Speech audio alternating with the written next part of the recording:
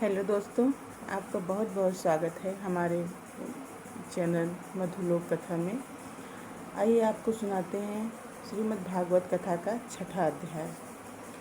हर्ष शोक त्याग कर मान और सम्मान, दुख सुख समझाने वही उत्तम नर पहचान। देना लेना बांटना सर अर्पण भगवान, वह योगी है संसार में है अर्जुन धीमान। स्तुति गाली समझान कर करे जीवन करे व्यतीत, उस योगी की जगत में होती अर्जुन जीत। मेरे अर्पण कर्म हो करे नहीं अभिमान, मुक्त जियो वह जगत में यूँ कहते भगवान। श्री कृष्ण जी बोले, हे अर्जुन, जिसकी कर्म फल में आसक्ति नहीं और फिर भी कर्मों को करता है वह सन्यासी और योगी है, और जिसने हवनादि लौकिक कर्म छोड़ दिए हैं वह कदापि योगी नहीं है। हे अर्जुन, जिसको सन्यास कहते हैं उसी को कर्म योग जानो, क्योंकि संकल्पों का त्याग किए बिना कोई भी योगी नहीं हो सकता। जो ऋषि मुनि योग प्राप्ति की इच्छा रखते हैं उनके लिए उनका साधन ही कर्म है, और उनके पूर्ण योगी होने पर उनका ज्ञान पूर्ण होने का साधन उनके चित्त का समाधान है। जब मनुष्य विषयों और कर्मों की आसक्ति से छूट गया हो और संपूर्ण वासनाओं को उसने त्याग दिया हो, उसी समय वह योगारूढ़ कहा जाता है। आप ही अपना उद्धार करें और आत्मा को अवनत होने से रोकें, क्योंकि मनुष्य आप ही अपना मित्र और शत्रु हैं। जिसने विवेक से अपना मन स्वाधीन कर लिया है स्वयं ही अपना हितकारी है, और जिसने विवेक का परित्याग कर दिया है वह स्वयं ही अपना शत्रु है। मन को जीतने वाले शांत स्वभाव मनुष्य को शीत उष्ण सुख दुख मान और अपमान इनके लिए होने पर भी बुद्धि अत्यंत स्थिर रहती है। जिसने ज्ञान विज्ञान से अपने अंतःकरण को तृप्त कर लिया है, जो निर्विकार हो गया है, वही सच्चा योगी कहलाता है। श्री हृदय मित्र शत्रु उदासीन द्वेषी मध्यस्थ द्वेष करने योग्य बंधु वर्ग साधु और पापी, इन सब में जो समान दृष्टि रखता है वही श्रेष्ठ है। योगी पुरुष को मन और आत्मा को अपने वश में करके वासनाओं और समस्त प्रपंचों को त्याग कर किसी एकांत स्थान में बैठकर निरंतर चित्त को समाधि में लगाना चाहिए।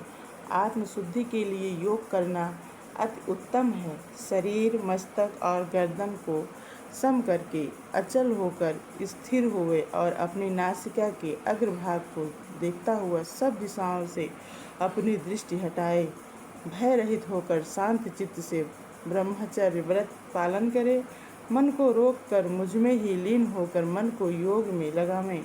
इस प्रकार मन को वश में करने वाले योगी को निरंतर योग्याभ्यास करते रहने से मुझ में रहने वाले को निर्वाण पद की प्राप्ति होती है।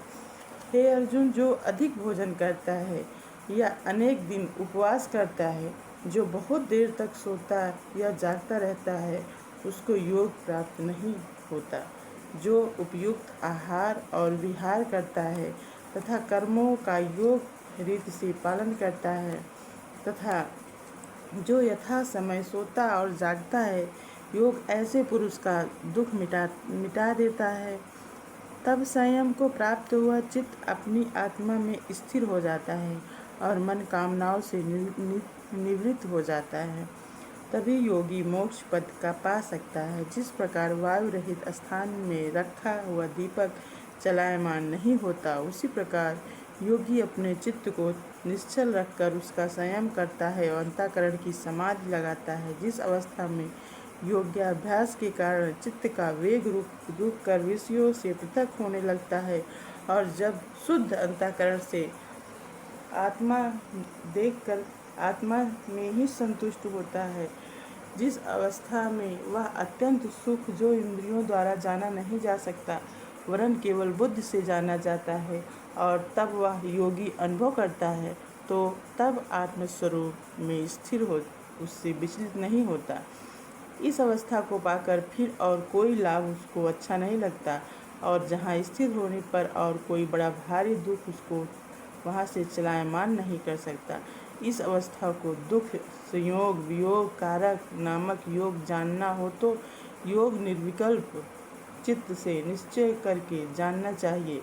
संकल्प से उत्तम होने वाली समस्त कामनाओं को त्याग कर और मन ही मन में सकल इंद्रियों को चारों ओर से रोककर धैर्य के साथ बुद्धि को अपने अधीन कर धीरे धीरे विषयों से दूर हटा ले और भली भांति मन को आत्मा में स्थिर करके किसी वस्तु की इच्छा न करे और मन चंचल मन जिधर जिधर जाए उधर से इसको हटाकर आत्मा के बस में करना चाहिए।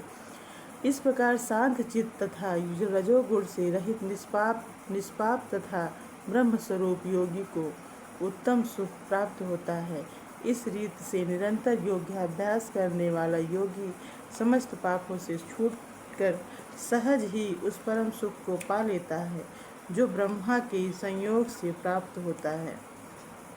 जिसका मन योग में स्थिर होता है उसकी दृष्टि भी सर्वत्र समान हो जाती है और वह सब प्राणियों में अपने को और अपने मन में सब प्राणियों को देखता है। जो सब प्राणियों में मुझको और मुझ में सब प्राणियों को देखता है, मैं उससे अलग नहीं रहता और मुझसे वह अलग नहीं रहता।